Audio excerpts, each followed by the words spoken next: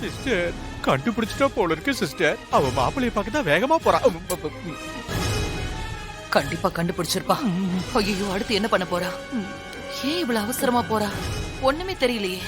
Sister மாப்பிள்ளை காலி ஆயிடுவானா? இன்னைக்கு உங்க கைக்கு வைரம் கிடைச்சிருமா? ஒரே டென்ஷனா இருக்கு சிஸ்டர். சாமி, என்ன காப்பாத்துங்க சாமி. என்னம்மா, என்ன நடந்துச்சு? ஏன் இப்படி பதட்டமா இருக்க? அன்னைக்கு என் அம்மா உருவத்துல வந்து என் கணவரை கோயிலுக்கு கூட்டிட்டு போன அந்த இச்சாதாரி நாகம் இப்ப என் குழந்தை ரூபத்துல வந்து என் கணவரை எங்கேயோ கூட்டிட்டு போயிருக்கு. ஓஹோ. என் கணவரை ஏமாத்தி அந்த நாகம் எங்க கூட்டிட்டு போயிருக்குன்னு தெரியல சாமி.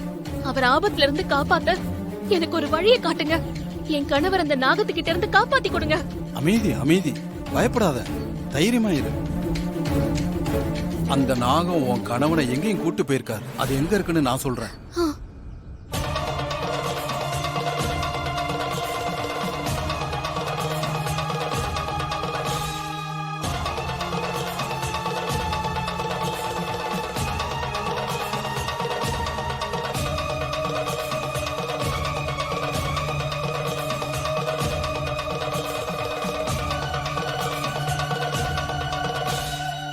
அந்த நாகம் என் கணவரை எங்க கூட்டிட்டு போயிருக்கு சாமி? என் கணவருக்கு எந்த ஆபத்தும் இல்லையே. நாகம் இருக்கிற இடம் எனக்கு புலப்படலம்மா.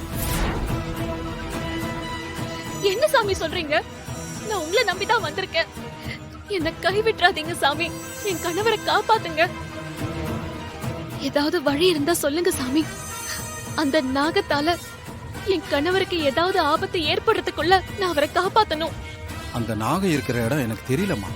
ஆனா அந்த நாகத்தை உன்னை தேடி வர வைக்க ஒரு வழி இருக்கு. அது என்ன வழின்னு சொல்லுங்க சாமி. அந்த நாகத்தை நான் திரும்ப வர வைக்கிறேன். இறந்து போன ஆண் நாகத்தோட உடல் அதோட புத்துக்குள்ள பத்திரமா இருக்கு.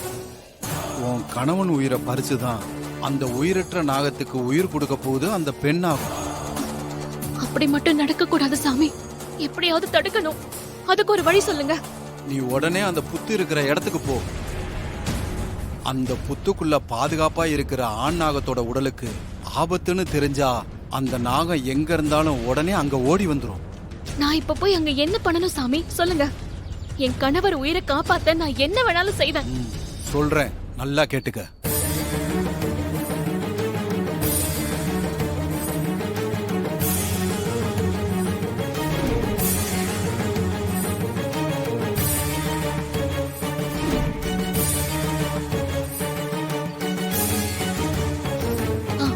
சரிங்க சாமி, நான் உடனே கிளம்புறேன். போயிட்டு வாமா.